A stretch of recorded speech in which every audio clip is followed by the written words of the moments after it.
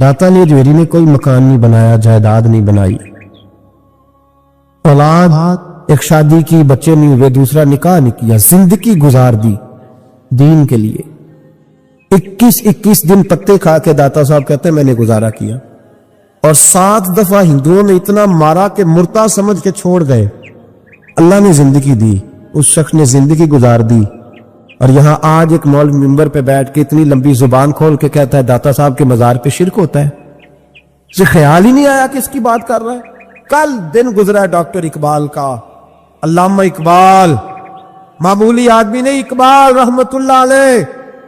दाता साहब के मजार पे खड़े होके इधर देखो, सोने का दरवाजा है, तो वहां इकबाल का शेर लिखा है। इकबाल कहते हैं सैयदे हजवेर मखदूमे उमम, सैयदे हजवेर मखदूमे उमम, सैयदे हजवेर मखदूमे उमम। इकबाल कहने लगे अली बिन उस्मान हजवेरी वो मोशन है मुसलमानों का कि सारी उम्मत को आके इनकी खिदमत करनी चाहिए। ये उम्मत मुस्लिमा के मखदूम है, सैयदे हजवेर मखदूमे उमम। और इकबाल ने हरम कहा है दाता साहब के मजार। मैं नहीं कहता वो हरम है। इकबाल कहा करते थे ये हरम है, इसलिए कि यहां मोइनुद्दीन अजमेरी जैसे लोग आके वजीफे पढ़ते हैं, वो चिल्ले करते हैं यहां आके। मामूली बात है। मैंने कहा आपका जरा करीब है। एक अंग्रेज आया था, दौरा करके गया वापस। किसी ने कहा लाहौर भी देखा है, उसने कहा देखा है। कहा शीश महल भी है, कहा है। मीनारे पाकिस्तान भी है, कहा है। उसने कहा यार बड़ा कुछ है, कुछ है देखी तूने? कहा हां बड़ा कुछ देखा है। और लाहौर में मैंने एक कब्र देखी है। वो कब्र इस तरह की है कि मुसलमानों के दिलों पे हुकूमत कर रही है। दिल कब्जे में है उस दरवेश के, उस सूफी के कब्जे में। हमारे नेड़े है ना जरा उस तरह की कदर मंजिलत। वरना हजरत अजमेरी, हजरत बाबा फरीद साहब, ये सारे लोग यहां हाजिरी देना, हजरत सुल्तान बाऊ जैसे लोग इनकी तारीफें करते, कहते हैं ये बड़ा आदमी है भाई, अली अजमेरी बड़ा आदमी है। तो इन सूफिया का प्यार, औलिया का प्यार। निसाई शरीफ सुनो, निसाई का हवाला। मेरे रसूल पाक सल्लल्लाहु अलैहि वसल्लम ने फरमाया कयामत के दिन किसी को ताकत नहीं होगी अल्लाह की बारगाह में बोलने की। निसाई शरीफ अर्ज कर रहा हूं।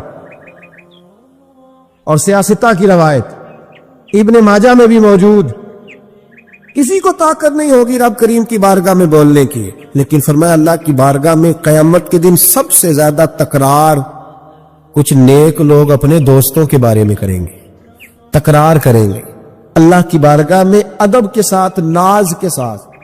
दूसरा तर्जुमा ये कर लो कि अल्लाह की तौफीक से बोलेंगे, अल्लाह खुद चाहेगा ये बोले।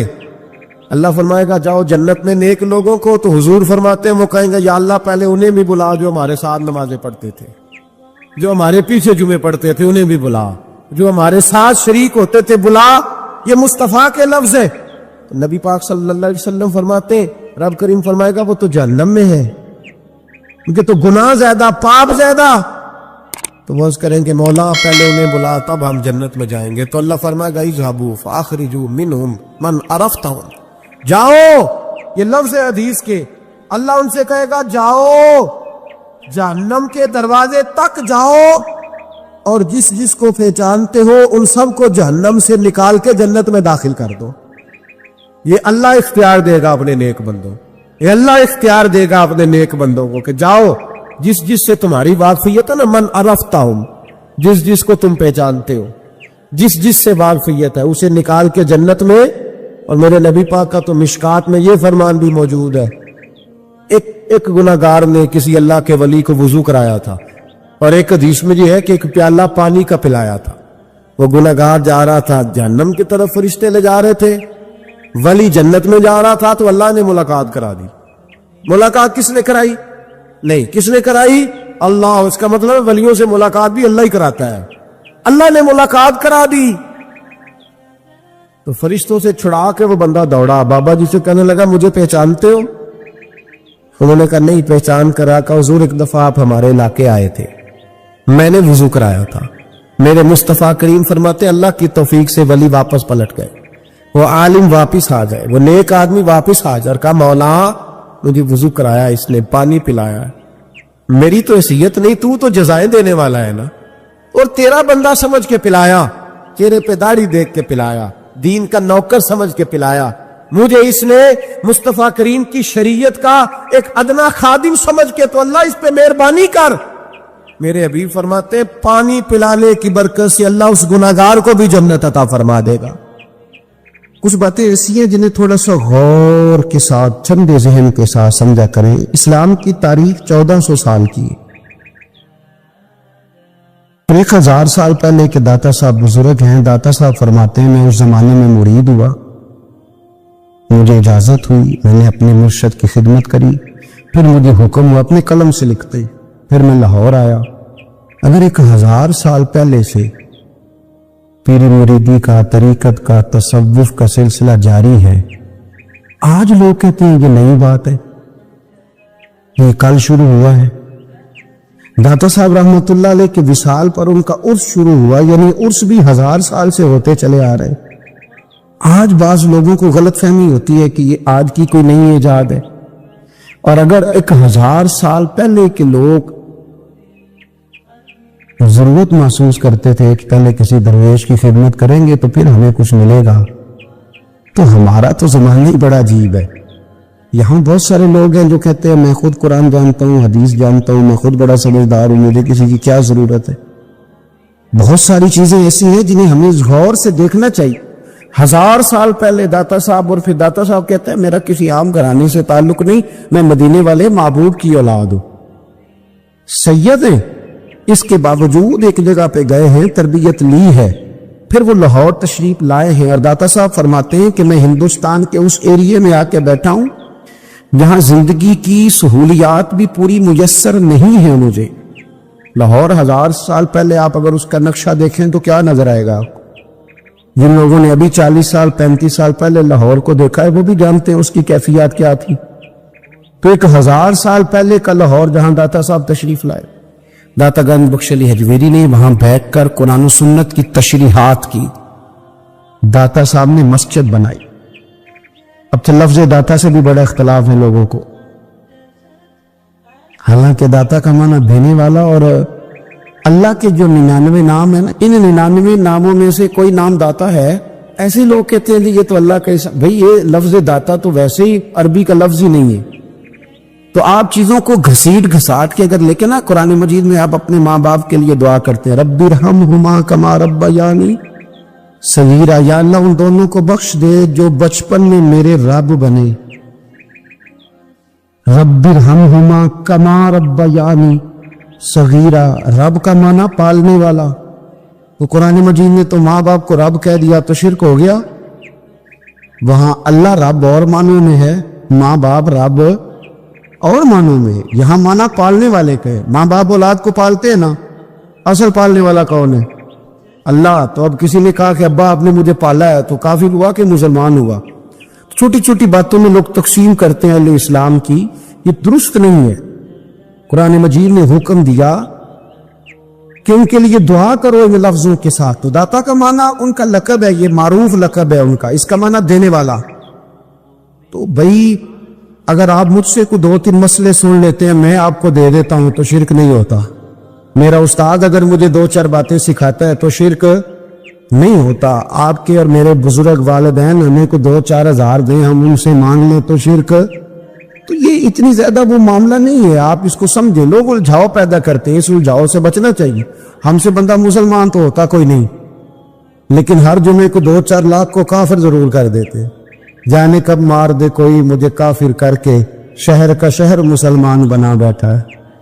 تو اتنا سستا نہ کریں اس چیز کو, چیزوں کو سمجھیں اور غور کریں.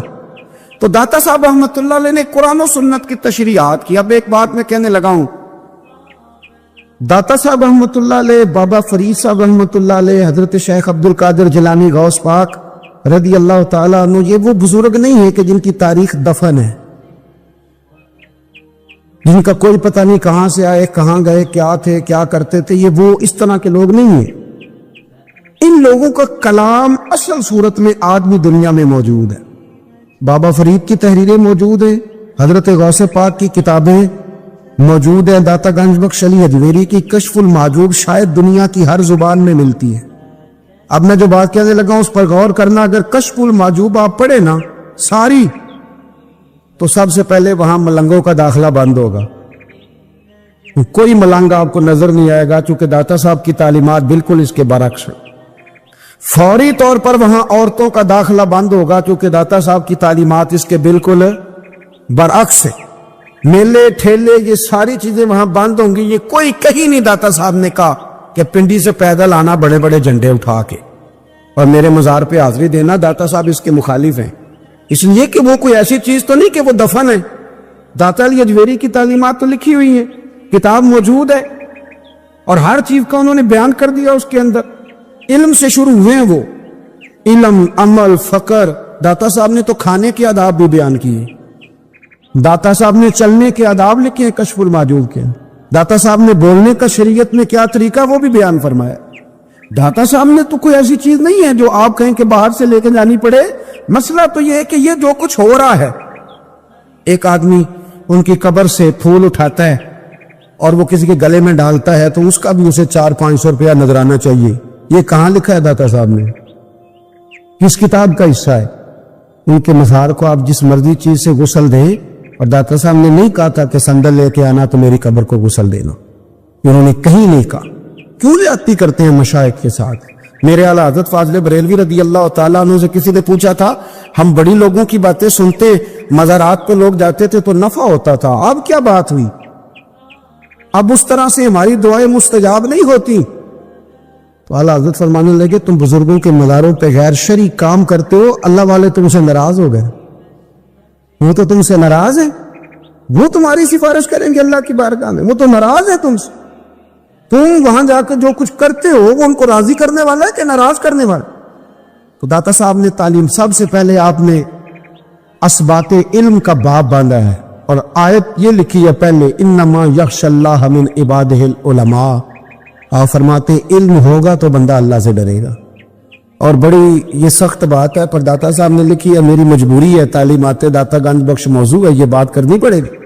داتا صاحب کہتے ہیں جو بندہ بغیر علم کے فقیری کا دعویٰ کر جائے وہ اسی طرح ہے جس طرح کنویں کے گرد بیل پانی نکالنے کے لیے گھوم رہا ہوتا ہے. وہ چلتا تو رہتا ہے پر اس کی منزل کوئی بھی نہیں ہوتی، وہ گھومتا تو رہتا ہے پر اسے نتیجہ کوئی ملتا نہیں. فرماتے ہیں وہ اس بیل کی طرح ہے کہ گھومتا تو رہے گا پر کوئی منزل اسے میسر نہیں آئے گی. اگر کوئی منزل لینا چاہتا ہے تو پہلے اللہ کی کتاب پڑھے اور مدینے والے محبوب کی حدیث یاد کرے، پھر اسے منزل نصیب ہوگی، ورنہ اس کے لیے کوئی رستہ تعین ہو سکتا. اور داتا صاحب نے پھر حدیث لکھی نبی کریم علیہ السلام کی. فرماتے کچھ علم حاصل نہیں کرتے، کچھ علم لیتے ہیں پر اس سے نفع نہیں لیتے، پتہ ہوتا ہے پر عمل نہیں کرتے. آپ نے حدیث لکھی ہے، نبی کریم علیہ السلام نے فرمایا، اللہم انی اعوذ بک من العلم لا ینفع. اے اللہ میں اس علم سے تیری پناہ مانگتا ہوں جو علم تو ہو پر اس سے نفع نہ اٹھایا جا سکے، جو علم تو ہو پر اس پر عمل نہ ہو. داتا صاحب رحمۃ اللہ علیہ فرماتے علم ہمیشہ اس لیے سیکھنا کہ اللہ تبارک و تعالیٰ تمہیں اس کا نفع عطا کرے. اور پھر آگے بڑھتے ہیں تو آپ فرماتے ہیں جب علم سیکھ لو تو پھر نہ اللہ رسول سے عشق کرنا. فرماتے ہیں پھر نمازیں پڑھنا آسان ہو جائے گا، روزے رکھنا آسان ہو جائے گا، قرآن مجید پڑھنا آسان، محبت کرنا. اور آپ نے مثال دی، جہاں بھی کوئی بات سمجھاتے ہیں ایک مثال دیتے ہیں. مثال دی، فرمانے لگے حضرت عبداللہ ابن مبارک رحمۃ اللہ تعالیٰ علیہ فرماتے ہیں میں شروع میں ایک عورت پہ عاشق ہو گیا تھا. سمجھانے کے لیے بات کرتے، عاشق ہو گیا تھا ایک عورت پہ. تو میں نے عشاء کی نماز اس کے محلے میں جا کے پڑھی. میرا مذہبی گھرانے سے تعلق تھا، نماز میں پڑھتا تھا. تو امام صاحب جو تھے نا، یہ داتا صاحب نے لکھا ہے کشف المحجوب، امام صاحب نے نا آیات ذرا لمبی پڑھی. میرے دل میں خیال آیا کہ مولانا آپ تو فارغ ہیں تو ہمیں تو اور بھی کام ہے. تو کہتے ہیں نماز سے فارغ ہو کے میں اس کے گھر کے چکر لگاتا تھا، ساری رات گھومتا رہتا تھا. وہ چند لمحوں کے لیے چھت پہ آتی تھی، دو ایک بات کرتی تھی، چلی جاتی تھی. حد یہ ہے کہ مجھے کبھی اس پہ غصہ بھی نہیں آیا اور اس کا انتظار کر کے کبھی میں تھکا بھی. یہ داتا صاحب لکھ رہے ہیں. حضرت عبداللہ ابن مبارک فرماتے ایک رات میں گیا، اسی طرح میں نے نماز پڑھی، پھر میں اس کے گھر گیا. میں ساری رات، سردیوں کی ٹھنڈی رات، 11-12 گھنٹے اس کے گھر کا طواف کرتا رہا، معاذ اللہ چکر لگاتا رہا. آدھی رات کو سحری کے وقت وہ چھت پہ آئی 1 منٹ کے لیے. اور کہنے لگی گھر میں مہمان بہت زیادہ ہیں، آج بات نہیں ہو سکے گی۔ حضرت عبداللہ ابن مبارک فرماتے ہیں کہ میں جب واپس لوٹا تو نہ مجھے اس پہ غصہ تھا نہ مجھے تھکاوٹ تھی، بلکہ میرے دل کے اندر اس کے لیے محبت بڑھ رہی تھی۔ میں کہہ رہا تھا کتنی اچھی ہے بیچاری، اتنے رش میں بھی اور اتنی مجبوری میں بھی 1 منٹ کے لیے چھت پہ آئی ہے، پھر بھی مجھے اس سے پیار بڑھ رہا تھا۔ کہتے ہیں جب میں تھوڑا آگے بڑھا تو فجر کی اذان ہو رہی تھی، یکدم میرے اندر سے آواز اٹھی۔ میں نے کہا عبداللہ اگر تو ایک عورت کے لیے ساری رات کھڑا رہتا ہے، نہ تھکاوٹ ہوتی ہے نہ غصہ آتا ہے بلکہ پیار بڑھتا ہے، اگر عورت کے لیے بندہ کھڑا رہ سکتا ہے تو رب رسول کے لیے بھی کھڑا رہ سکتا ہے۔ پھر تراویح پڑھنا کوئی اتنا مشکل کام نہیں ہے، پھر تہجد کے لیے اٹھنا کوئی مشکل کام نہیں ہے، شرط یہ ہے کہ پیار ہو جائے۔ ایک عورت کے لیے اگر یہ سارا کچھ ہو سکتا ہے تو اللہ رسول کے لیے بھی ہو سکتا ہے۔ فرماتے ہیں میں نے توبہ کر لی، اور پھر میرا حال یہ ہے کہ وہ توبہ کی اور پھر 60 سال گزر گئے، ساری رات مصلی پہ کھڑا رہتا ہوں، مجھے کبھی تھکاوٹ نہیں ہوئی، پھر کبھی تھکاوٹ نہیں ہوئی۔ تو داتا صاحب کہتے ہیں پہلے علم سیکھ، پھر اس کے بعد اللہ رسول سے پیار کر، اور پیار والی نماز پڑھ، مشقت والی نہ پڑھ، یعنی بوجھ والی نہ پڑھ کہ اب میری جان چھوٹ جائے تو میں بھاگ کے جاؤں، تم ادھر بیٹھو تو میں دوڑ کے نماز پڑھ کے آیا، یہ والی نماز نہ پڑھ۔ پھر تو آیا تو پھر ذوق پیدا کر، پھر تیرے اندر شوق ہو، پھر تو توانائی والا جذبہ رکھے دین کے معاملے میں۔ پھر داتا صاحب ایک تیسری بات ارشاد فرماتے، ایک تیسری بات داتا صاحب کرتے ہیں۔ داتا صاحب کہتے ہیں کہ یہ یاد رکھ کہ جو تجھے اعزاز ملے گا نا زندگی میں، اعزاز تجھے جو زندگی میں ملے گا اور کوئی کرامت اگر تجھے ملے گی تو وہ صرف نبی پاک علیہ السلام کی سنت اور شریعت کی وجہ سے ملے گی۔ تو اتنی مرضی چلے کاٹ لے، وظیفے کر لے، کالا جادو، نیلا جادو، پیلا جادو، جو مرضی تو سیکھ لے، اگر تجھے کوئی اللہ شان دے گا تو صرف اس لیے دے گا کہ تو نبی پاک کے دین پہ عمل کرتا ہے۔ اللہ کرے آپ کو میں یاد کرا سکوں، اللہ کرے ایسا ہو جائے اور میری جماعت سمجھ میں لگ جائے کہ داتا صاحب کہتے ہیں سنت شریعت پہ عمل کرنا چاہیے، اور میں کوئی ایسی چھپی چھپائی بات بھی نہیں کر رہا۔ کشف المعجوب دنیا کی ہر زبان میں اردو میں ملتی ہے، آپ لے کے دیکھ سکتے۔ داتا صاحب فرماتے ہیں اعزاز جو تمہیں ملے گا نا، اگر شان چاہتے ہو، وہ ہمارے نا بہت سارے ایسے لوگ ہیں جو کہتے ہیں کوئی ایسی چیز ہاتھ لگے، اعلیٰ دین کا چراغ ایسے گھسایا جائے اور فوری طور پہ پیر صاحب نے کہہ دیا تو ریل پیل ہو گئی پیسوں کی، تو میں کہتا ہوں یہ تو دین کا مزاج ہی نہیں، یہ تو دین کی طبیعت ہے ہی نہیں، یہ تو ذوق ہی نہیں دین کا، یہ طبیعت ہی نہیں، مزاج ہی نہیں۔ میرے عزیز داتا علی اجمیری رحمت اللہ علیہ فرماتے تو سنت پہ عمل کر، شریعت پہ عمل کر۔ اللہ کا قرآن کہتا ہے قل ان کنتم تحبون اللہ فاتبعونی یحببکم اللہ، فرمایا اللہ کا قرآن کہتا ہے کہ جب تو نبی کریم کی غلامی کرے گا نا تو اللہ خود تمہیں اپنا محبوب بنا لے گا، اللہ خود تمہیں اپنا محبوب بنا لے گا، تو اور کیا چاہیے۔ داتا صاحب نے ایک بزرگ کی بات لکھی ہے جو تابعی ہے، تابعی اس کو کہتے ہیں جو صحابہ کے شاگرد ہوتے ہیں۔ ایک بزرگ کی بات لکھی جو تابعی ہیں، وہ فرماتے ہیں کہ ان بزرگوں کا طریقہ یہ تھا کہ وہ لوگوں سے چھپ کے نا پہاڑ کے پیچھے عبادت کرتے تھے، اور پوزیشن ان کی یہ تھی کہ کسی سے ملتے نہیں تھے، بالخصوص فجر کی نماز سے لے کر عصر کی نماز تک بکریاں رکھی ہوئی تھی، ان کو چراتے رہتے تھے فرات کے کنارے اور نفل پڑھتے رہتے تھے۔ اس وقت کو ملنے بھی نہیں آتا تھا۔ ایک شخص بڑی دور سے ان کی شہرت سن کے آیا، میں نے تو ملنا ہے۔ لوگوں نے کہا وہ اس وقت نہیں ملتے، ناراض ہوتے ہیں۔ اس نے کہا اللہ کا بندہ ہے نا، ناراض ہو بھی جائے گا تو لمبا ناراض رہے گا نہیں، اللہ والے جلدی راضی ہو جاتے۔ پہنچ گئے، اب وہ بابا جی نماز پڑھ رہے تھے تو کہتے میں نے عجیب منظر دیکھا کہ بابا جی فرات کے کنارے نماز پڑھ رہے ہیں اور ایک بھیڑیا ان کی بکریوں کی حفاظت کر رہا۔ کہتے میں حیران رہ گیا کہ بھیڑیا تو بکریاں کھایا کرتا ہے اور یہاں چرا رہا ہے۔ کہتے میں جب گیا تو بابا جی نوافل میں مشغول تھے، مجھے دیکھ کے کہنے لگا اس وقت کیوں آئے؟ میں نے کہا حضور اگر آئے گیا ہوں تو پھر مہربانی کرے قبول فرما لے۔ میں بیٹھ گیا تو میں نے کہا حضور یہ بھیڑیا بکریاں چرا رہا ہے، بھیڑیا اور بکریے کی صلح کب سے ہو گئی؟ تو فرماتے ہیں لمبی تقریر نہیں، ہلکا سا جملہ، فرمانے لگے جب سے بکریوں کے مالک نے رب سے صلح کر لی ہے نا، تب سے بھیڑیوں نے بھی بکریوں سے صلح کر لی ہے۔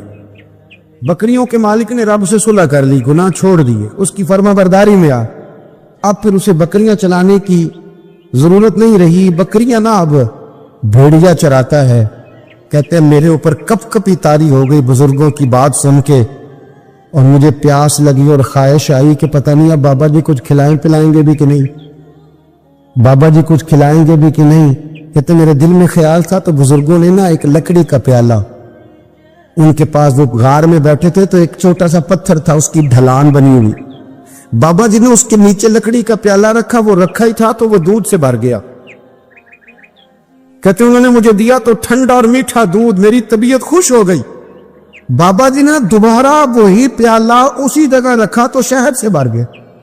1000 سال پہلے داتا صاحب لکھ رہے ہیں، کہتے مجھے دیا، میں نے فوراً کہا، میں نے کہا حضور یہ دودھ تو گائیں بھینس دیتی ہے، پہاڑوں سے تو نہیں نکلا کرتا، اور شہد تو شہد کی مکھیاں دیتی ہیں، پتھروں سے تو نہیں نکلتا، یہ آپ کہاں سے نکال رہے ہیں؟ تو کہتے ہیں وہ قرآن مجید پڑھنے لگے۔ وَإِذِ اسْتَسْقَىٰ مُوسَىٰ لِقَوْمِهِ، جب موسیٰ کی قوم نے ان سے پانی مانگا، فرمانے لگے موسیٰ کی نافرمان قوم پانی مانگے، حضرت موسیٰ پتھر پہ ڈنڈا مارے تو اللہ وہاں سے 12 چشمے جاری کر دے۔ جو رب حضرت موسیٰ کی نافرمان قوم کے لیے پتھر اور پہاڑوں سے چشمے نکال دیتا ہے نا، وہ محمد عربی کے غلاموں کے لیے پتھر اور پہاڑوں سے دودھ اور شہد بھی نکال دیا کرتا ہے۔ وہ بزرگ کہنے لگے بس بات یہ ہے کہ آج بھی ہو اگر ابراہیم کا ایمان پیدا تو آگ کر سکتی ہے اندازے کلیستاں پیدا۔ کہنے لگا حضور پہ میرے لیے بھی دعا کریں، آپ فرمانے لگے پھر دعا نہ کرا تو مدینے والے کی غلامی شروع کر، تو نبی کریم کی غلامی شروع کر، تو رسول پاک کی غلامی شروع کر۔ ایک بات علم، پھر فرمایا اللہ رسول سے محبت، پھر فرمایا حضور کی غلامی۔ اس سے سارے مکاشفات کھلیں گے، اس سے سارے مشاہدات کھلیں گے، اسی سے کرامتیں ملیں گی، اسی سے مقبولیت ہوگی، اسی سے اللہ نبی کی بارگاہ میں درجہ ملے گا۔ پھر داتا صاحب آگے بڑھتے فرماتے ہیں فقر بھوکے رہنے کا نام نہیں، پورا باپ باندھا داتا صاحب۔ اور کیا بات ہے، کئی دفعہ میں نے کشف المعجوب پڑھی، کئی دفعہ پڑھی، اللہ جانتا ہے، لیکن جب پڑھتے ہیں نا کوئی نہ کوئی نئی بات ہی ملتی ہے۔ داتا صاحب نے نا حضرت ابوبکر صدیق کا ایک قول لکھا ہے۔ حضرت ابوبکر صدیق اللہ کی بارگاہ میں دعا کرتے، کہتے یا اللہ مجھے پیسے زیادہ دے، اللہ اکبر، انداز لے کے داتا صاحب نے لکھا یا اللہ مجھے پیسے، اللہ مجھے مال زیادہ دے، پر مالک مجھے مال کی محبت نہ دینا۔ عجیب دعا ہے بھئی یہ بھی، اللہ پیسے دے پر پیسوں کی محبت۔ اب داتا صاحب نے لکھا ہے ناراض ہونا ہوا تو داتا صاحب سے ہونا۔ داتا صاحب کہتے ہیں میں نے ایسے امیر دیکھے ہیں جن کے پاس دولت تو ہے پر انہیں دولت سے پیار نہیں، میں نے ایسے غریب دیکھے ہیں جن کے پاس پیسے تھوڑے ہیں پر پیسوں سے عشق کرتے۔ یہ داتا صاحب نے لکھا ہے، ناراض ہونا تو ان سے ہونا۔ میں نے ایسے امیر دیکھے ہیں دولت ہے پر دولت سے پیار، اگر اللہ نے دی ہے تو انہیں بانٹنا بھی آتا ہے، انہیں سخاوت کرنا بھی آتا ہے، کھلانا بھی آتا ہے، لیکن کچھ ایسے غریب دیکھے ہیں پیسے تھوڑے ہیں پر اللہ جانتا ہے عشق بڑا ہے دولت سے، وہ جیب سے باہر نکالنے کو تیار ہے۔ یہ داتا صاحب نے لکھا ہے۔ فرماتے فقر اس کا نام نہیں کہ تیرے پاس پیسے نہیں، دولت نہیں، بلکہ فقیری تو اس بات کا نام ہے کہ تجھے دولت سے پیار نہیں، تجھے دولت سے محبت ہے، اس کا نام فقر ہے۔ تو میرے بھائی ہم لوگوں نے اپنے بزرگوں کو چھوٹے دائرے میں بند کر دیا، یہ ان کا دائرہ نہیں تھا۔ چلیں جی آگے بڑھتے ہیں۔ 5ویں بات داتا گنج بخش علی اجمیری، 5ویں بات داتا صاحب فرماتے ہیں کہ اپنی زندگی میں نا فقیر درویش کسی دنیا دار کے سامنے ہاتھ نہیں پھیلاتا، اپنی سفید پوشی بچا کے رکھتا ہے، وہ ہاتھ نہیں پھیلاتا۔ خواجہ قطب الدین بختیار کاکی کہتے ہیں میں ایک دن پھٹے کپڑے پہن کے اپنے مرشد حضرت خواجہ معین الدین اجمیری کے پاس گیا تھا تو خواجہ صاحب فرمانے لگے قطب الدین یہ کیا لباس پہنا ہوا ہے، یہ کیا؟ میں نے کہا حضور کیا ہوا؟ فرمانے لگے قطب الدین یاد رکھ فقیری اس طرح کی کرنا کہ بادشاہی معلوم ہو، کوئی یہ نہ سمجھے کہ بابے کو تو جوڑے کی ضرورت ہے ایسے کپڑے نہ لے کے دے دوں، اس طرح کی فقیری کرنا کہ فقیری بادشاہی معلوم۔ یہ کیا بات ہوئی کہ رنگ روپ اس طرح کا اختیار کرنا کہ ترس آئے کہ چلو حضرت صاحب کو بندہ 500 دے ہی جائے مہربانی کر کے، یہ کوئی رویہ نہیں ہے دین کا۔ داتا گنج بخش علی اجمیری فرماتے ہیں اپنی ذات پر کبھی سوال کا دروازہ نہ کھولو۔ آپ فرماتے ہیں میرے مریدوں سے پوچھ لو، میں نے دینے کا مزاج بنایا ہے، لینے کا مزاج نہیں بنایا۔ فرماتے تھے اپنی ذات پر سوال کا دروازہ، کچھ لوگوں کی مجبوری ہوتی ہے قرض پکڑنا، قرض اٹھانا سنت ہے، ضرورت پڑ جائے تو قرض لینے میں منع، کچھ کی مجبوری ہے، کچھ کو شوق ہے، وہ اصل پیسے جو ہوتے ہیں وہ انہوں نے کونے میں رکھے ہوتے ہیں، اس سے 5,000 لے کے خرچ کر لیا، پھر دوسرے سے 5 لے کے اس کو دے دیا، پھر اس سے 5 جو لیا تھا پھر تیسرے سے لے کے اس کو دے دیا۔ یہ مزاج نہ بنائیں، جب سوال کا دروازہ کھل جاتا ہے تو پھر ساری زندگی دوبارہ بند نہیں ہوتا۔ مانگنا ہے تو اللہ رسول سے مانگیں، لوگوں سے مانگتے پھرنا، دنیا داروں سے سوال کرنا، اپنی ذات پر سوال کا داتا صاحب نے پورا باب باندھا ہے، پورا باب۔ اور داتا صاحب فرماتے ہیں صوفیاء کی ایک جماعت ہے جو کہتی ہے ہم نے تو کبھی اپنی زبان پر دکھ بیان ہی نہیں کیے، ہر شے اپنے رب رسول کے حوالے کر دی، ہر شے اللہ رسول کے۔ اور داتا صاحب کہتے ہیں کچھ ایسے بھی ہیں جو دعا بھی نہیں مانگتے، لوگوں کے لیے مانگتے، اپنے لیے نہیں مانگتے۔ آپ دعا کیوں نہیں مانگتے؟ تو کہتے ہیں اللہ کو تو پتہ ہی ہے ہمیں کیا چاہیے، اسے تو پتہ ہی ہے۔ ایک بزرگ کی بات لکھی ہے داتا صاحب نے، میری جماعت میں نا مزاج ہے کرامتوں کا، مجھے وہ ساری باتیں بھی آتی ہیں کہ ایک بندہ کراچی سے آیا، داتا صاحب حاضری دی تو اس کی لاٹری نکل آئی، یہ بھی مجھے آتی ہے، لکھی پڑھی ہے میں نے، کتابوں میں ہے یہ بھی۔ یہ ساری باتیں نا آتی ہیں کرامتوں میں، بڑی ساری چیزیں لوگ بیان کرتے ہیں کہ میں وہاں آیا اور میں نے حاضری دی تو موج لگ گئی، یہ ساری باتیں آتی ہیں۔ ہمارے پرانے بزرگ اور بھی قصے سنایا کرتے تھے، ساری ہمیں چیزوں کا پتہ، پر جو عنوان ہے نا وہ حضرت شیخ ابو نور کہتے ہیں کہ ایک بندہ داتا صاحب کے مزار پہ گھوم رہا تھا، داتا 10 روپے دے، 10 روپے دے، 10 روپے دے، تو ایک بندہ بڑی دیر سے اسے دیکھ رہا تھا، وہ کہنے لگا داتا نے تجھے کیا دینا ہے؟ ادھر آ، میں اس نے 10 دیے، بندہ بڑا حسین تھا، ہنس پڑا، کہنے لگا داتا تیرے بھی صدقے جاؤں، دلانے لگا تو منکر سے ہی دلوا دیے، جو نہیں مانتا اسی سے دلوا دیے۔ وہ بڑا پریشان ہوا، میں اور چکر میں تھا، اس نے میرے اوپر ہی جڑ دی ہے بات، کہنے لگا داتا تیرے صدقے جاؤں۔ تو یہ ساری باتیں کتابوں میں موجود ہے، لوگوں نے اپنے اپنے مشاہدات جو جس کے ساتھ پیش آیا اس نے بیان کیے ہیں، بہت ساری باتیں قابل بیان ہیں، پر جو عنوان ہے میں اس پہ رہنا چاہتا ہوں۔ داتا صاحب رحمۃ اللہ علیہ فرماتے ہیں ہماری تعلیمات ہیں کہ اپنے دکھ درد دنیا داروں سے بیان نہیں کر دے، سوال کا دروازہ لوگوں کے سامنے کھولنا، اللہ والوں سے کہیں گے کبھی کہنا ہوگا تو دنیا داروں سے کہنا۔ کہتے ہیں کہ شیخ احمد نام کے بزرگ تھے، ساری زندگی کسی کو کام نہیں بتایا، ساری زندگی بڑی مشکلات آئیں، پر کبھی اپنی ذات پر سوال کا دروازہ نہیں کھولا۔ ایک ایسی مشکل آئی کہ جو حل ہی نہیں ہوتی تھی، کسی نے ان پر کوئی الزام لگا دیا۔ ابو مسلم نام کا ایک بادشاہ تھا، اس کی حکومت تھی، اس نے پکڑ کے قید میں ڈال دیا۔ اب قید میں ہے، جرم لگ گیا ہے، فرد جرم عائد ہو گئی ہے، جیل میں ہے۔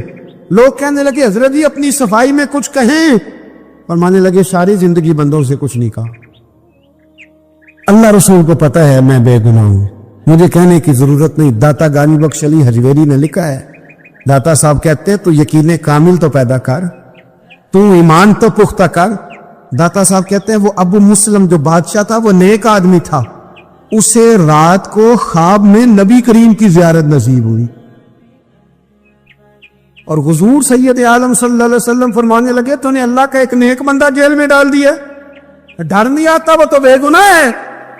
بادشاہ آدھی رات کو خود اٹھا، داتا صاحب فرماتے ہیں کسی گارڈ کو نہیں بھیجا، پولیس والے کو نہیں بھیجا، جیلر سے نہیں، خود گیا، جا کے جیل کا دروازہ کھولا، دروازہ کھول کے اس درویش کو آزاد کیا، کہنے لگا بابا جاؤ مجھے پتہ چل گیا بے گناہ ہے۔ بابا جی سلام کر کے جانے لگے تو بادشاہ پھر آگے آیا، ہاتھ باندھے، ہاتھ چومے، کہنے لگا حضور آپ بڑے نیک ہیں، میرے لیے کوئی حکم ہو تو بتائیے گا، میرے لائق کو خدمت ہو تو بتائیے گا۔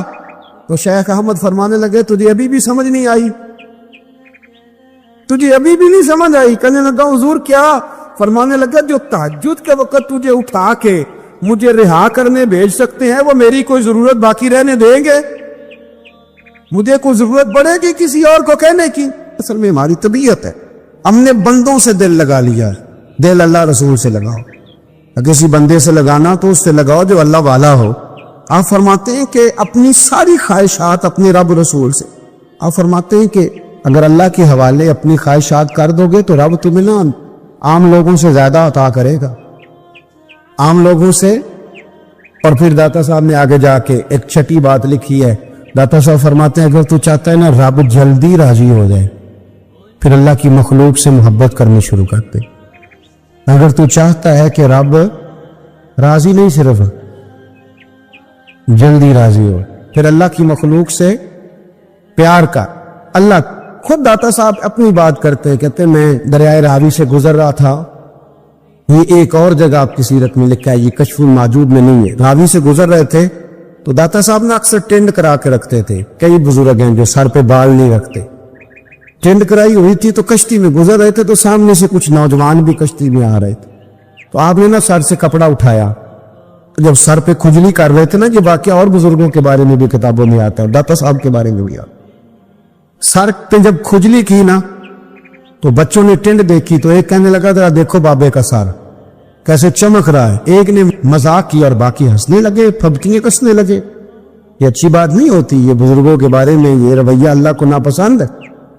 अब वो मजाक उड़ा रहे हैं तो दाता साहब के साथ मुरीद थे, जलाल में कहने लगे हुजूर बद दुआ करे इनके लिए, रिन ना लाए कि ये कोई तरीका है। दाता साहब कहने लगे कर तू कमजोर कर दे। मुरीद कहते हैं दाता साहब ने हाथ उठाए तो हमारा ख्याल था अब ये डूब के मर जाएंगे, तो दाता साहब ने हाथ उठा के पता क्या फरमा, कहा ऐ अल्लाह ये जिस तरह अब हंस रहे हैं ना, इन्हें हमेशा हंसता ही रखना। अल्लाह इन बच्चों को हमेशा हंसता ही रखना, ये बेचारे कभी रोए नहीं, उनको हंसता ही रखना।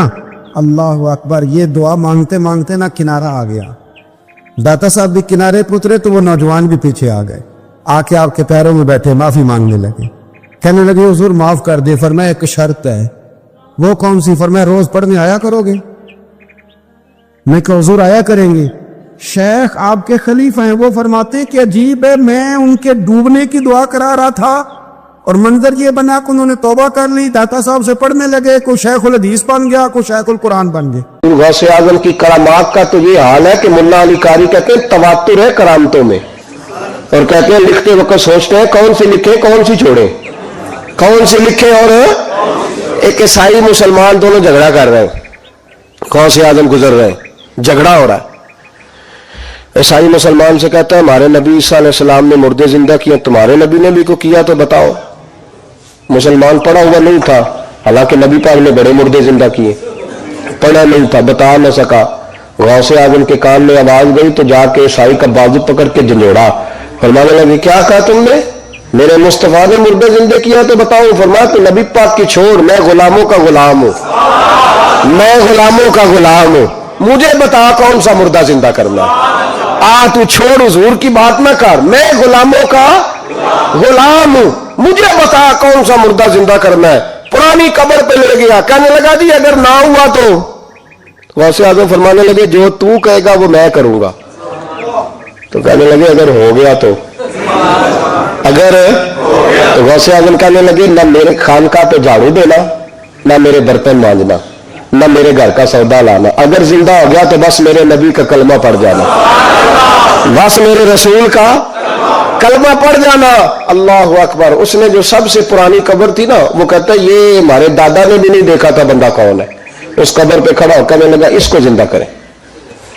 तो गौसे आजम रदी अल्लाह तआला अन्हु कब्र के सराहने खड़े हुए तो दुआ करने लगे, कहने लगे मौला अपने लिए नहीं तेरे रसूल के लिए। फिर फरमाया कुम बिइज़्निल्लाह, उठ अल्लाह के हुक्म के साथ। एक औरत कलमा पढ़ती हुई खड़ी हो गई, खड़ी हो गई और खड़ी होकर उसने पहला जुमला कहा तो कमाल कर दी, कहने लगी मेरे नसीब देखो मैं बनी इसराइल की थी, अब्दुल कादिर तेरे सदके जाओ, तूने मुझे खड़ा किया है तो अल्लाह ने मुझे मुस्तफा का कलमा पढ़ने की तौफीक दे दी, तेरे कुर्बान जाऊं अब्दुल कादिर, तेरी क्या बात है। अब वो बंदा दौड़ दौड़ के गौसे आजम के कदमों में आया, फरमाने लगे ना कलमा मेरे मुस्तफा का पढ़ना है, हुजूर का गुलाम बनना है। ओ भाइयों, हजरत शेख अब्दुल कादिर जिलानी, हुजूर गौसे आजम रदी अल्लाह तआला अन्हु, मामूली बात ना समझना, हुजूर गौसे आजम रदी अल्लाह तआला अन्हु फरमाते मैं कदम न लगाऊं तो अल्लाह विलायत ही न दे। हजरत गौसे पाक जिलानी शेख अब्दुल कादिर रदी अल्लाह तआला, तो गौसे आजम दरमियाने औलिया चू मोहम्मद दरमियाने अंबिया। गौसे आजम का वलियों में वही मकाम है जो नबियों में रसूल करीम का मकाम है। हजरत गौसे पाक रदी अल्लाह तआला अन्हु को अल्लाह ने बड़े एजाज़ात से नवाजा। एक एजाज़ अल्लाह ने ये दिया कि माँ की तरफ से हुसैनी है, बाप की तरफ से हसनी सैयद। नाना भी अल्लाह के वली, दादा भी अल्लाह के वली, फूफी भी अल्लाह की बहुत बड़ी वली है, बहुत बड़ी वली। वालिद गिरामी, आपने वो सेब वाला वाकया तो बड़ा ही सुना हुआ है, उस तरफ तो मैं नहीं जाता। माँ भी अल्लाह की बहुत बड़ी वली है। ये अल्लाह ना असबाब बनाता है, खुद माहौल बनाता है। आपके जो वालिद गिरामी थे उनका नाम था अबू साले सैयद मूसा जंगी दोस्त रहमतुल्लाह अलैह। बादशाह के कुछ सिपाही थे जो मटके उठा के जा रहे थे, और मटके थे शराब के भरे हुए, मटके उठा के जा रहे थे। हजरत सैयद मोहम्मद मूसा जंगी दोस्त रहमतुल्लाह अलैह भी करीब से गुजरे। ये क्या है भाई? बदबू से समझ तो गए, तस्दीक के लिए पूछा क्या है? उन्होंने कहा जनाब ये बादशाह का सामान लेके जा रहे हैं। आप तो झंडे वाली गाड़ी को वैसे नहीं ना पूछ सकते, सवाल ही नहीं पैदा होता। आप चूंकि जमहूरी लोग हैं, आपने तो बस दफ्तर बनाना है। जब इलेक्शन होगा ना अपने दरवाजे के सामने सारे मोहल्ले से लड़ाई लेनी है कि वोट मेरे आखे दें। फिर ठीक 1.5 महीने के बाद सजदा साफ भी कर जाते हैं, बंदा गलत सी मैंने पता ही नहीं लगा। तो ये पहले सोचना तो थोड़ा सा सही, बिला वजह इलेक्शन तो रोज कभी कभी आएगा, तो हमने एक जगह तो रोज रहना, एक दूसरों से झगड़े करना और माज़ अल्लाह ताला गीबतें करना, इज्जतें उछालना, ये मुसलमान का शेवा नहीं है। हजरत गौसे पाक के वालिद ने पूछा क्या लेके जा रहे हो? बादशाह का सामान है जी। हाथ में डंडा था, 3 मटके थे शराब के भरे हुए। जोर से एक एक डंडा मटकों पे मारा तो मटके उनके सरों पे टूट गए। बादशाह सलामत, हम सारी तकरीबन बादशाह सलामत होते हैं। ये किसी की जरूरत है मतलब मेरे घर के मामले में मुदाखलत करे? फिर बादशाह हो। लोगों ने जाके बड़ी गिफ्टें की, बड़ी बड़ी कहानियां सुनाई। उसने तो तोड़ दिए जी मटके आपके, ने कोई हाल नहीं छोड़ा। तो बादशाह कहने लगा बुलाओ सैयद मूसा पाक जंगी दोस्त रहमतुल्लाह अलैह को बुला लिया। तो कहने लगे बादशाह तुम्हें पता था मटके किसके हैं? आप फरमाने लगे पता था मुझे। कहा क्यों तोड़े? फरमाया इसलिए तोड़े कि मुझे तेरे ऊपर रहम आ गया था, तू अगर शराब पिएगा तो दोज़ख में जलेगा, मुझे रहम आया था मैंने तोड़ डाले। तो कहने लगा आप कौन है?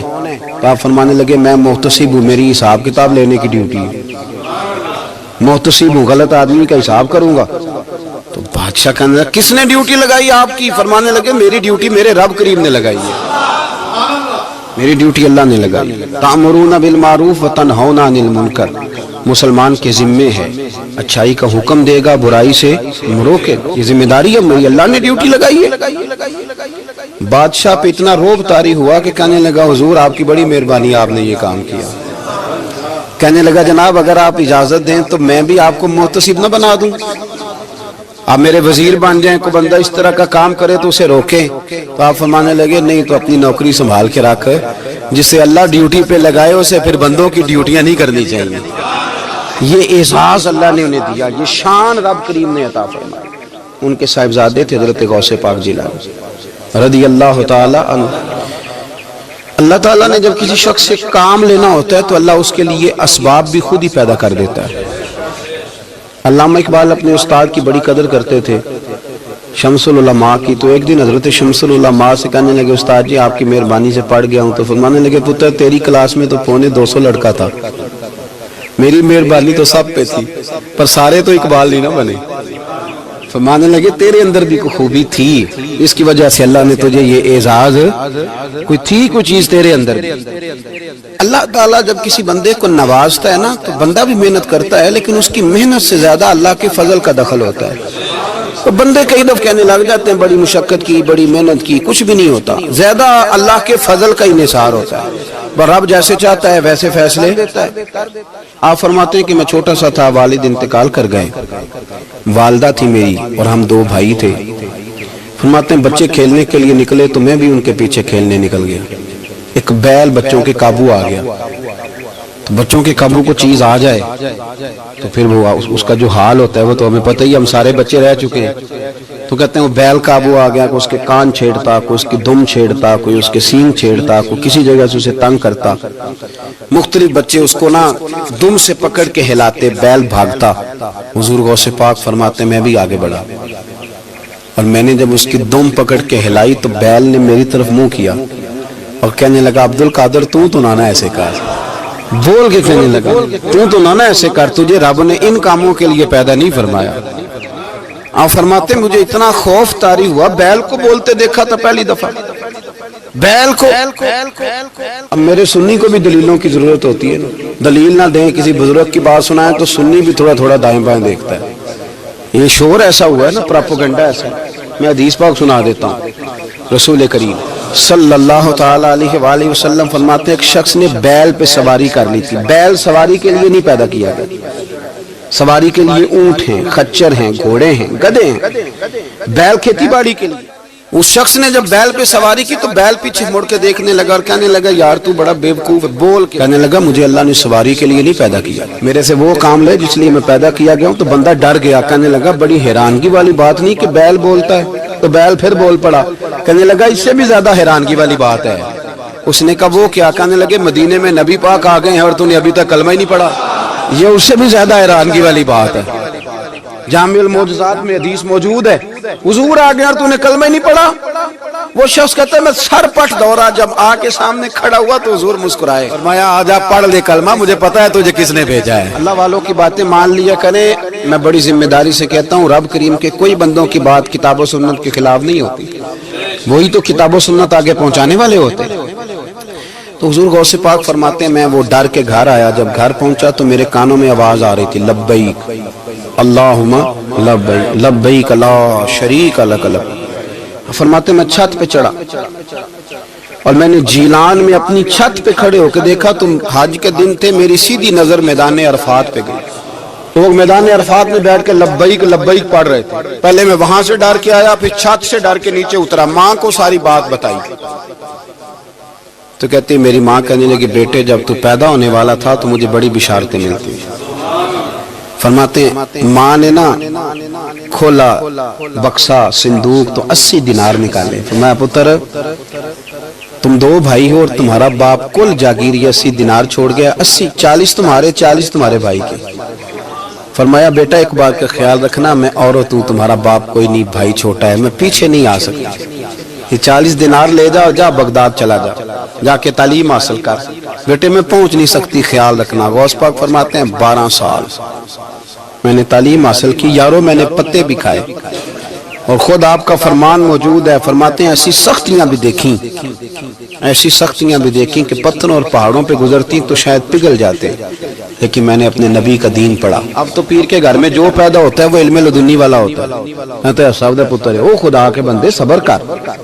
اگر غوث پاک حسنی حسینی سید ہو کے باقاعدہ پھٹی پہ بیٹھ کے پڑھتے ہیں، تو کس پیر کا مرید ہو گیا جسے علم ہی کوئی نہیں، جو جاہل آدمی ہے؟ یہ ضروری ہے، علوم دینیاں ضروری ہیں، اس کے بغیر کام نہیں چلتا۔ اور غوث پاک رضی اللہ تعالیٰ عنہ کی آپ پوری زندگی پڑھ کے دیکھ لیں، غوث پاک تمام اولیاء کے امام ہیں، ساری زندگی۔ غوث اعظم سے کسی نے پوچھا آپ نے سب سے زیادہ دین کا کام کس طرح کیا، تو فرماتے ہیں تقریر کے ذریعے۔ اب تقریر کرنے والا مولوی ہوتا ہے اور تویز دینے والا، سبحان اللہ۔ غوث پاک رضی اللہ تعالیٰ عنہ فرماتے ہیں میں نے دین کا سارا کام کس ذریعے سے کیا ہے، ہفتے میں 3 جلسے کرتے تھے اور 70 ہزار کا مجمع ہوتا تھا، اور بغیر لاؤڈ سپیکر کے تقریریں ہوتی، اور فرماتے ہیں جیسی سمجھ پہلے بندے کو آتی تھی ویسی آخری والے کو آتی تھی۔ لوگوں نے کہا حضور یہ کرم کیسے ہوا؟ فرمانے لگے میں نے جب تعلیم حاصل کر لی تو بولنا آتا ہی نہیں تھا، تو میں بڑا پریشان، ایک دن سو گیا تو خواب میں رسول کریم کا دیدار نصیب ہوا۔ فرمایا تو واز کیا کر، تیرے واز سے لوگوں کو فائدہ ہوگا۔ یا رسول اللہ میں اجمی بندہ ہوں، لوگوں کے سامنے کیسے بات کروں گا؟ تو حضور نے فرمایا منہ کھولنا ذرا۔ کہتے میں نے منہ کھولا تو محبوب نے 7 دفعہ لعاب دہن ڈالا میرے منہ میں۔ آپ فرماتے ہیں پھر بولتا میں تھا، اثر کوئی اور پیدا کر دیتا۔ حضور غوث پاک رضی اللہ تعالیٰ عنہ نے 40 سال دین کا کام کیا۔ صبح کے وقت فقہ کا درس دیتے تھے، فجر کے بعد کچھ دیر کا ناشتہ کرتے سو جاتے، پھر آ کے مدرسے میں پڑھاتے باقاعدہ بچوں کو۔ غوث پاک رضی اللہ تعالیٰ عنہ کی سیرت پر آپ ساری کتابیں پڑھ لیں، ساری کتابیں لو، میں نے بھی بڑا ہی دعویٰ کر دیا، یعنی ساری کتابیں جتنی اب تک چھپی ہوئی ہیں ساری پڑھ لو، کہیں نہیں ملے گا کہ ہم غوث پاک کے آستانے پہ گئے، غوث پاک کسی بندے نے یہ نہیں کہا ہم غوث پاک کے آستانے پہ گئے، غوث پاک کے دربار پہ گئے، سب نے یہی لکھا ہے کہ ہم حضور غوث پاک کے مدرسے میں گئے. ہمارے نا مدرسوں میں سبق تقسیم ہوتے ہیں. سال جب شروع ہوتا ہے نا تو سبق تقسیم ہوتے ہیں. ہمارے مدرسے میں بھی تقسیم کرتے ہیں ہمارے مولانا. آپ حدیث پاک پڑھائیں گے, فلانا استاد منطق پڑھائے گا, فلانا فلسفہ پڑھائے گا, فلانا یہ سبق تقسیم ہوتا ہے, فلانا قرآن, فلانا حدیث, فلاں فقہ. تو غوث اعظم کے مدرسے کے جو ناظم تعلیمات تھے وہ کہنے لگے حضور سبق بانٹنا ہے تو آپ کو کون کون سے سبق دے دیں, کون کون سا پیریڈ پڑھائیں گے؟ تو آپ فرمانے لگے نہیں پیریڈ رہنے دو. حضور پھر فرمایا اس طرح کرو, لائق لائق بچے تم رکھ لو اور نالائق سارے مجھے دے دو, میں جانوں اور نالائق جانے, نالائق سارے میرے. غوث پاک رضی اللہ تعالیٰ نالائق سارے رکھ لیے, کند ذہن. اور حضور غوث پاک ان کو اسباق پڑھایا کرتے, ان پر محنت کرتے. فجر کے بعد فقہ کا درس, 10 بجے مدرسے کی کلاس, زور کے بعد حدیث پاک کا درس, مغرب کے بعد تفسیر بیان کرتے. بانج علموں جو کرے فقیری وہ کافر مرے دیوانہ. اور عشاء کی نماز کے بعد ہفتے میں 3 جلسوں سے خطاب. اور یہ سارے کام کر کے نا تو پھر بھی غوث اعظم جب دنیا چلی جاتی تو وضو کر کے مصلی پہ بیٹھ جاتے. اور 40 سال بیت گئے, ساری رات اللہ کی بارگاہ میں عبادت کرتے. 40 سال حضور غوث پاک کو اللہ نے بڑا اعزاز دیا, کتابیں لکھی, ڈیوٹی کی, محنت کی, کوشش کی پوری دنیا میں. میں پہلے بھی بتا چکا ہوں, پھر بتاتا ہوں. یہ جو صلاح الدین ایوبی کا بہت نام لیتے ہیں نا, بہت بڑے مجاہد تھے. صلاح الدین ایوبی کے ساتھ 70,000 کی فوج تھی, سارے کے سارے غوث پاک کے مرید تھے. صلاح الدین ایوبی نے حضور غوث پاک کی زیارت نہیں کی پر تعلیم غوث پاک کے مدرسے میں حاصل کی. اس کو بڑا شوق ہو نا کتابیں دیکھنے کا, وہ میرے پاس آئے, میں دکھاؤں گا انشاءاللہ. صلاح الدین ایوبی حضور غوث پاک کے مدرسے کا طالب علم ہے.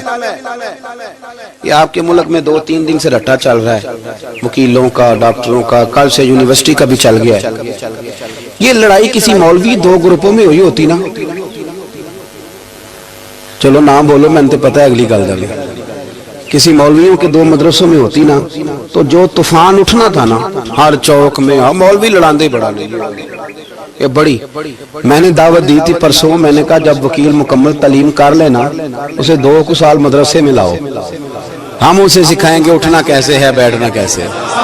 ان کو لاؤ اس لیے کہ ہم اپنی بات نہیں بتائیں گے, ہم بتائیں گے محمد عربی کی باتیں صلی اللہ علیہ. مہربانی کرو, مجھے کوئی شکوہ نہیں ان سے, کوئی کسی قسم کا نہیں. اس لیے کہ ہمارے ملک میں نا احتجاج کا کلچر پروموٹ کیا گیا, ہم نے یہ ماحول بنا کے دیا ہے سڑک بلاک کرنے کا. یہ ہمارے قریب ایک گاؤں ہے تو روز ڈکیتیاں ہوتی تھی, بچہ بھی قتل, پولیس والے سنتے ہی نہیں تھے. ان بیچاروں نے روڈ بلاک کیا تو سب صحیح ہو گیا, اسی وقت سارا کچھ ہو گیا. اب پہرے داری بھی لگتی ہے, اب چوکیاں بھی قائم ہو گئی, سب کچھ ہو رہا ہے. مزاج بنا دیا ہم نے. یہ عدم برداشت ہے, یہ کلچر خطرناک ہے, یہ کلچر تباہ کرے. وکیل کوئی غیر نہیں, ہمارے اپنے بھائی ہیں. کون ہے وہ ڈاکٹر, کون ہے ہمارے اپنے. یہ جو بچے یونیورسٹی میں لڑے کون ہے ہمارے اپنے. ہم ان کو کاٹ کے نہیں پھینک سکتے, یہ کوئی دوسرے لوگ نہیں. سب کو ضرورت ہے ایک دوسرے کی, لیکن خدا را مہربانی کرو معاشرے میں برداشت کا کلچر پیدا کرو, سکون کا کلچر پیدا کرو, سہنا سیکھو. سنو ایک بات کرتا ہوں, اللہ کرے کہ میں سمجھا سکوں. سارے فیصلے خود نہ کرو. اگر تمہیں نظر آئے نا کہ آپ کے ساتھ کہیں ناانصافی بھی ہو رہی ہے تو ساری عدالتیں دنیا میں نہیں لگنی, ایک قیامت میں بھی لگنی ہے. ہاں امام حسن کو زہر دے دیا گیا تو امام حسین کہنے لگے بھائی بتاؤ کس نے دیا ہے. فرمایا حسین اگر وہی وہ نہیں جس پر مجھے شک ہے تو میں کسی آدمی کا بلا وجہ تمہیں نام کیوں بتا دوں. کہا پھر بھائی آپ اشارہ تو نہیں بتا دے. تو فرمایا حسین اگر وہی ہے نا جس پر مجھے شک ہے تو پھر بھی میں نے فیصلہ اپنے رب پہ چھوڑ دیا. فرمایا میرے رب سے زیادہ بہتر فیصلے کرنے والا کوئی موجود, کچھ فیصلے اللہ پہ چھوڑ دے. آپ یقین کریں آپ کو بڑا ہی مزہ آئے گا, آپ کو سکون آئے گا زندگی میں. کچھ فیصلے اللہ پہ چھوڑو, برداشت کا کلچر پروموٹ کریں اس وطن کے اندر. یہ بڑا پیارا ملک ہے, اس میں برداشت کا کلچر پیدا کریں. وکیل کو ہر وقت ڈاکٹر کی ضرورت, ڈاکٹر کو ہر وقت وکیل کی ضرورت ہے. ہم ایک دوسرے کے بغیر دیکھیں نا, میں نے آئین بھی رکھا ہوا ہے پاکستان کا, لیکن اس کے باوجود کوئی مسئلہ بن جائے تو میں کسی وکیل صاحب کو فون کرتا ہوں, میرے دوست ہے، میں پوچھتا ہوں کہ یار یہ مسئلہ ہے، اس کا کیا حل ہے؟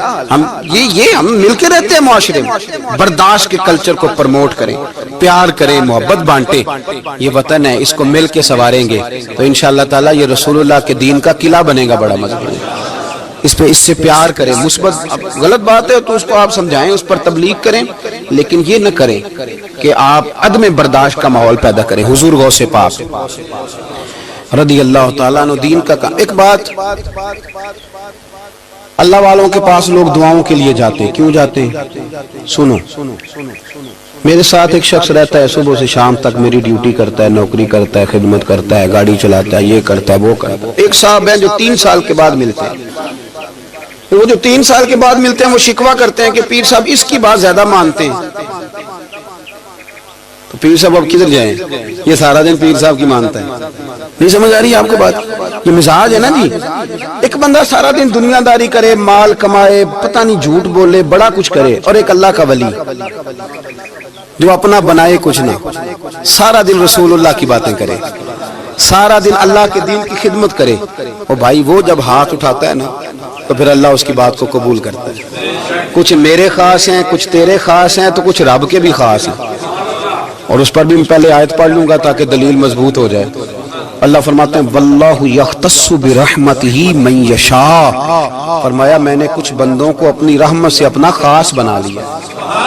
کچھ بندے اللہ کے بس اللہ کی بارگاہ میں وہ دعائیں کرتے ہیں تو اللہ قبول فرما لیتا ہے، پتر اللہ ہی دیتا ہے، لیکن اللہ کا ولی دعا تو کر سکتا ہے نا۔ اللہ کا ولی، میری بات کی سمجھ آ رہی ہے؟ بیٹا کون دیتا ہے؟ اللہ۔ حضرت محدث اعظم رحمۃ اللہ علیہ کے پاس ایک شخص نے آ کے کہا جی ولی اللہ بیٹا دے سکتا ہے؟ آپ فرمانے لگے ولی اللہ اللہ سے ملا سکتا ہے؟ نہیں وہ تو ہے ہی ولی اللہ، تو اس نے ملا دینا ہے۔ تو فرمایا جو اللہ سے ملا دے بیٹا تو چھوٹی سی بات ہے، تو دیکھ نہ کہ جو اللہ تک تجھے لے گیا تو پھر پتر پیچھے رہ گئے، لیکن بیٹا دیتا کون ہے؟ بول کے بتائیں، بول کے۔ اللہ دیتا ہے۔ دعا کون کرتا ہے؟ اللہ کا ولی دعا کر دیتا ہے۔ بی بی آ گئی روتی ہوئی غوث پاک کے پاس، کہنے لگی 6 بیٹیاں ہیں۔ خامد اور سسر کہتے ہیں کہ 7ویں بھی بیٹی ہوئی تو طلاق دے دیں گے۔ تھوڑا سا اگر بندہ مالدار بھی ہو تو پھر وہ ہمارا دماغ جہاں مرضی چلتا ہے نا، یہ جہالت آج بھی بہت ساری جگہوں پہ پائی جاتی ہے۔ تہذیب سکھاتی ہے جینے کا سلیقہ، تعلیم سے جاہل کی جہالت نہیں جاتی۔ تو رو پڑی۔ حضور غوث پاک رضی اللہ تعالیٰ عنہ نے بلایا اس کے شوہر کو بھی اور سسر کو بھی، فرمایا یہ دیکھ یہ تو اللہ کے کام ہے، جس کو چاہے بیٹیاں دے، جس کو چاہے بیٹے دے۔ تو جو نہیں مانتے حضور غوث پاک کی بھی نہیں مانتے، انہوں نے کہا جی نہیں دی، میں تو نکاح کروں گا۔ چلے گئے تو غوث پاک کی بارگاہ میں وہ بیٹی اور اس کا باپ اور اس کی ماں پھر آئے، کہنے لگے حضور مہربانی فرمائیں۔ پھر اللہ کے ولیوں کے پاس ایک قوت ہوتی ہے جس کا نام مصلی ہے۔ مصلی بہت بڑی طاقت، بہت بڑی۔ حضور نے فرمایا دعا صلاح المومن، فرمایا دعا مومن کا ہتھیار ہے۔ یہ مومن جب ہاتھ اٹھاتا ہے تو پھر عرش کا مالک دروازے کھول دیتا ہے کرم کے۔ حضور غوث پاک نے مصلی بچھا لیا اور رو پڑے، کہنے لگے مالک کریم اس بی بی کے دل میں کس نے بات ڈالی تھی کہ عبد القادر کے دروازے پہ جا؟ دیکھیں منانے کا انداز، منانا آتا ہے نا۔ اللہ کس نے اس کے دل میں بات ڈالی کہ عبد القادر کے دروازے جا؟ کس نے ڈالی؟ اور مالک اگر تو نہیں ڈالی تھی تو کیا تو اب اپنے عبد القادر کو رسوا کرے گا؟ اگر تو نہیں بھیجا ہے کہ ادھر جا تو اب تو رسوا کرے گا؟ حضور غوث پاک رضی اللہ تعالیٰ عنہ دعا مانگ کے چہرے پہ ہاتھ پھیرے، بچی کے سر پہ ہاتھ رکھا، فرمانے لگے پتر جا، مجھے امید ہے اللہ نے 6 بیٹیاں دی ہیں تو 7 بیٹے بھی عطا فرمائے گا۔ تو بی بی کہتی ہے پھر رب نے فضل فرمایا اور 7 ہی بیٹے عطا فرمائے، پھر 7 ہی بیٹے رب کریم نے دیے۔ تو جو اللہ کی مان تھا پھر اللہ بھی اس کی، تو اس میں اختلاف کی کیا بات ہے؟ یہ سادی سی بات ہے۔ ایک بغداد کا سوداگر تھا، بڑا مالدار تھا۔ ایک دن اس نے بغداد کے سارے علماء اور مشائخ کی دعوت پکائی تو غوث پاک کے پاس بھی آیا، کہنے لگا حضور شام کا کھانا ہے۔ آپ نے اس کا چہرہ دیکھا تو وہ رو پڑا، کہنے لگا بغداد کے پیر انکار نہ کرنا۔ آپ نے فرمایا تو جا میں آؤں گا۔ شاگرد مرید کہنے لگے حضرت جی آپ بڑی مشغولیت تھی شام کو، فرمایا اتنا بڑا آدمی جب رو پڑتا ہے تو لگتا ہے بڑا مجبور ہے۔ چلیں گے. شام کو جب اس کے دروازے پہ گئے تو کھانا بھی اس نے چنا, تو ساتھ اس نے ایک ٹوکرا, ایک صندوق بھی لا کے رکھا, اوپر سے خالی. جب غوث پاک نے اٹھ کے دیکھا تو اندر اس سوداگر کا بیٹا, اس تاجر کا بیٹا, دونوں ٹانگوں سے معذور, دونوں ہاتھوں سے معذور, ایک ہی بیٹا اپاہج ہے. وہ تاجر رو پڑا, کہنے لگا حضور بڑی دنیا جانتی ہے, بڑا مال ہے, پر جب تنہا بیٹھتا ہوں تو کھول کے روتا ہوں. وہ بے نیاز ہے نا, ساری زندگی کے بعد ایک بیٹا دیا تو وہ بھی اپاہج ہے. حضور بال سفید ہو گئے, لوگوں کی اولاد بڑھاپے کا سہارا بنتی ہے, میں بوڑھے وقت میں اس کو اٹھا کے پیشاب پخانے کے لیے لے کے جاتا ہوں. بغداد کے عبد القادر سنا ہے جب تو دعا مانگتا ہے تو رب قبول فرما لیتا ہے. تو مہربانی فرما, اگر میرا پتر ٹھیک ہو جائے, میرا زور کوئی نہیں, مالک بے نیاز ہی بڑا ہے, اگر مہربانی ہو جائے. تو غوث پاک نے پھر مصلی بچھایا, مصلی بچھا کے کہنے لگے مالک تو اپنے بندوں کے دل میری طرف کیوں موڑتا ہے, اور اگر موڑتا ہے تو پھر رحمت کی نظر فرما, بندہ نوازی فرما. ایک باپ اتنے رو رو کے آنسو بہا رہا ہے تو کرم نوازی فرما. حضور غوث پاک نے ابھی چہرے پر ہاتھ نہیں پھیرے کہ بچہ اللہ اکبر کہتا ہوا صندوق سے باہر نکل آیا. اللہ تبارک و تعالیٰ نے نا ہمارے محبوب کریم علیہ السلام کو دنیا میں بھیجا تو فرمایا یا ایھا الناس قد جاءکم برہان من ربکم, اے لوگوں تمہارے پاس تمہارے رب کی دلیل آ گئی. اللہ تبارک و تعالیٰ نے محبوب پاک علیہ السلام کو سراپا دلیل بنا کے بھیجا. باقی انبیاء کرام علیہ السلام کے پاس بھی اپنی نبوت کے دلائل کے طور پر بے شمار معجزات تھے, اور حضور کریم علیہ السلام کے تو پورے وجود کو ہی اللہ نے معجزہ بنائے.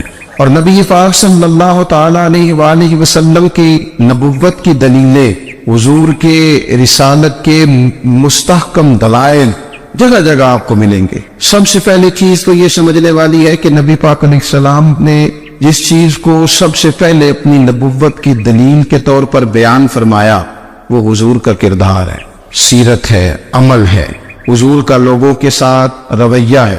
نبی پاک علیہ السلام کی تبلیغ کے 3 دور ہیں.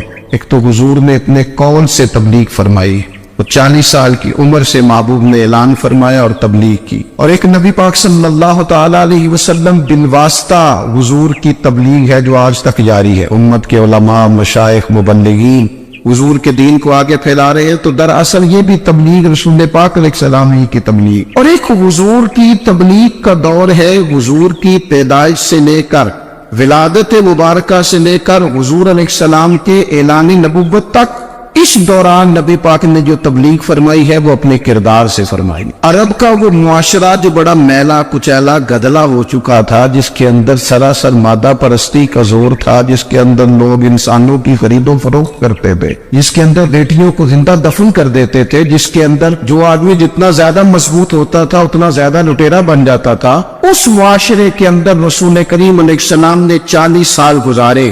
اور اس طرح گزارے کہ جو بیگانے بھی تھے وہ بھی کہا کرتے تھے یہ صادق ہے, یہ امین ہے. اور جب حضور نے اعلان نبوت کیا تو فرمایا, یہ قرآن مجید کے لفظ ہے, فرمایا فَقَدْ لَبِثْتُ فِيكُمْ عُمَرًا مِّن قَبْلِهِ أَفَلَا تَعْقِلُونَ, میں تمہارے بیچ عمر کا ایک حصہ گزار چکا ہوں, تمہیں عقل نہیں ہے, شعور نہیں ہے. نبی کریم علیہ السلام نے اپنے کردار کو, اپنے عمل کو اپنی نبوت کی دلیل کے طور پر بیان فرمایا. وہ تو حضرت حلیمہ بھی فرماتی ہیں نہیں, جب میں نبی کریم علیہ السلام کو اپنے گھر لے گئی تو میرا اپنا بچہ بھی دودھ پیتا تھا, 2 میرے بیٹے ہو گئے, ایک میری یہ نسبی اولاد اور حضور میری رضائی اولاد. تو کہتی ہے جب میں کریم محبوب علیہ السلام کو اپنے سینے سے لگاتی تھی تو حضور میرے ایک پستان سے دودھ پیتے تھے اور دوسرا اپنے بھائی کے لیے چھوڑ دیا کرتے. یہاں سے رسول کریم علیہ السلام نے کردار کے ذریعے تبلیغ اور پھر اعلان نبوت سے پہلے ایک تنظیم عرب کے جوانوں پر, عرب کے سرداروں پر مشتمل بنائی گئی, جس میں نبی کریم علیہ السلام نے بڑا حصہ لیا سرکار نے, اور بڑے اہم لوگوں کو شعور حضور نے عطا فرمائے. وہ اس جماعت کا فیصلہ تھا کہ ہم سارے جوان, سارے بڑے لوگ ملیں گے. یہ حضور کے اعلان نبوت سے پہلے کی بات ہے. ہم بڑے لوگ ملیں گے, کسی بڑے کو کسی چھوٹے پر ظلم نہیں کرنے دیں گے, کسی آدمی کو کسی غریب کا حق نہیں کھانے دیں گے. حضور علیہ السلام نے نا اپنی کردار سے, اپنے عمل سے اور آپ کا جو عمل ہوتا ہے نا وہ اصل ہوتا ہے. ایک ہوتا ہے آپ کوئی بات کرتے ہیں اور ایک ہوتا ہے کہ آپ کوئی عمل کرتے ہیں. آپ جب عمل کرتے ہیں تو عمل کے ذریعے بھی لوگوں تک بات پہنچتی ہے کہ دراصل آپ کا اٹھنا بیٹھنا چلنا پھرنا کیا ہے. میرے رسول کریم علیہ الصلوۃ والسلام کا اٹھنا بھی ایک نبی کا، بیٹھنا بھی ایک نبی کا، بات کرنا بھی ایک نبی کا، معاملات زندگی کرنا بھی ایک نبی کا، لین دین کرنا بھی ایک نبی کا. ایک شخص کہتے ہیں میں نے اعلان نبوت سے پہلے حضور علیہ السلام سے کوئی چیز خریدی تھی اور میں نے عرض کیا تو آپ یہاں تشریف رکھیں میں پیسے لے کے آتا ہوں. میں 3 دن کے بعد آیا. دیکھو یہ بات کرنی کتنی آسان ہے، بولنی کتنی آسان ہے، پر 3 دن یہاں میرے بھائی کو کسی شخص کو 2 گھنٹے انتظار کرنا پڑ جائے تو لوگ کہتے ہیں الانتظار وشد من القتل. یہ تو قتل سے زیادہ تکلیف والا معاملہ ہے منتظر رہنا کسی کا.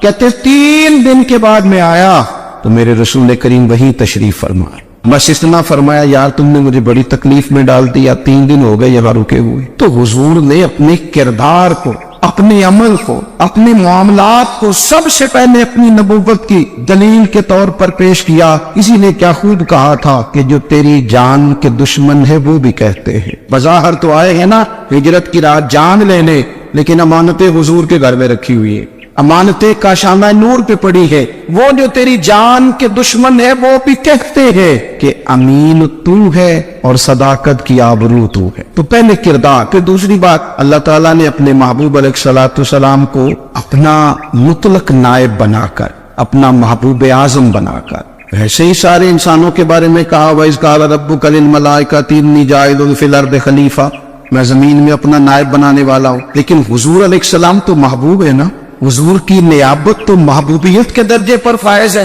تو رسول پاک کو رب کریم نے اس طرح کا بنا کے بھیجا کہ حضرت عبداللہ ابن رواحہ رضی اللہ تعالیٰ عنہ بیان فرماتے ہیں کہ اگر حضور کوئی معجزہ نہ بھی دکھاتے، نبی کریم علیہ السلام سے کوئی اعجاز لوگ نہ بھی دیکھتے، تو محبوب کا تو چہرہ ہی اس طرح کا تھا، لوگوں نے دیکھتے جانا تھا اور کلمہ پڑھتے جانا تھا. لیکن باوجود اس کے میرے رسول پاک کا اعجاز یہ ہے، کمال یہ ہے کہ حضور کبھی اشارہ کر دیں تو چاند 2 ٹکڑے ہو جائے، کبھی دعا مانگ دیں تو ڈوبا ہوا سورج واپس آ جائے، کبھی محبوب گزرنے لگے تو پتھر آپ پر سلام پڑے، کبھی حضور پہاڑ پر چڑھ جائے تو پہاڑ وجد میں آ کر جھومنے لگے. محبوب کا کبھی نماز پڑھاتے ارادہ بن جائے تو اللہ تعالیٰ قبلے کا رخ ہی تبدیل فرما دے. کیا خوبصورت سوچ ہے اور کیا نظریہ دیتے ہیں بریلی کے امام. فرماتے اجابت کا جوڑا عنایت کا صحرا دلہن بن کے نکلی دعائے محمد، اور اجابت میں جھک کر گلے سے لگایا بڑی ناز سے جب دعائے محمد. دیکھو خدا کی رضا چاہتے ہیں، دو عالم خدا چاہتا ہے رضائے محمد صلی اللہ تعالی علیہ وسلم. اور ایک مقام پہ فرماتے ہیں نائب دست قدرت پہ لاکھوں سلام، نائب دست قدرت پہ لاکھوں سلام. تو اللہ تعالیٰ نے نبی پاک صلی اللہ تعالی علیہ وسلم کو جو اعجاز. پھر ایک اور بات، حضور امی ہے. دنیا میں آ کر محبوب نے کسی سے پڑھا ہی نہیں. میرے محبوب نے جتنا پڑھا ہے رب کریم سے ہی پڑھا ہے. الرحمن علم القرآن خلق الانسان، رحمان نے قرآن سکھایا پھر انسان بنایا. اللہ تبارک و تعالیٰ کی بارگاہ کرم سے حضور نے لیا.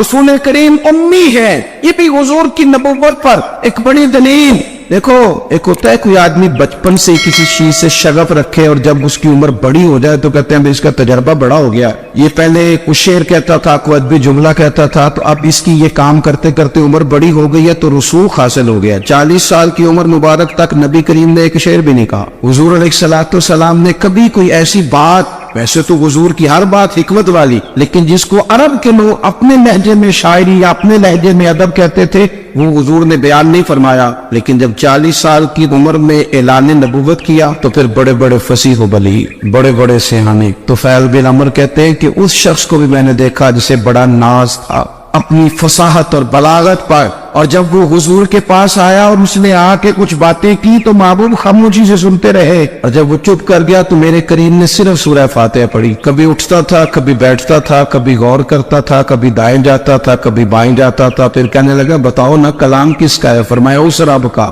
اس رب کا، اس رب کا جس کا میں رسول بن کے آیا ہوں. نبی کریم صلی اللہ تعالی علیہ وسلم امی ہے، لیکن حضور نے کائنات کے رازوں سے پردے ہٹا دیے. نبی کریم نے جینے کے سلیقے بتا دیے. حضور نے ہر شخص کو اس کے مقصد حیات سے آگاہ کر دیا. نبی کریم علیہ السلام نے وہ فلسفہ حیات بیان کیا کہ لوگوں کو صرف جینے میں مزہ نہیں آیا، مرنے میں بھی مزہ آنے لگا. لوگ آگے بڑھ بڑھ کے جانیں پیش کرنے لگے، اپنی اولادیں قربان کر، جو فلسفیوں سے کھل نہ سکا اور نقطہ بروں سے حل نہ ہوا وہ راز ایک طیبہ والے نے بتلا دیا چند اشاروں میں. محبوب کریم امی ہیں، لیکن حضور نے اس طرح دنیا کو سکھایا، اس طرح دنیا کو پڑھایا، اس طرح حضور نے علم کے چراغ اور دیپ روشن کیے کہ قیامت تک جسے روشنی ملے گی نا، اسے صرف دروازہ مصطفیٰ سے ملے گی، اسے رسول کریم علیہ السلام کے در دولت سے ملے. کچھ لوگوں نے کہا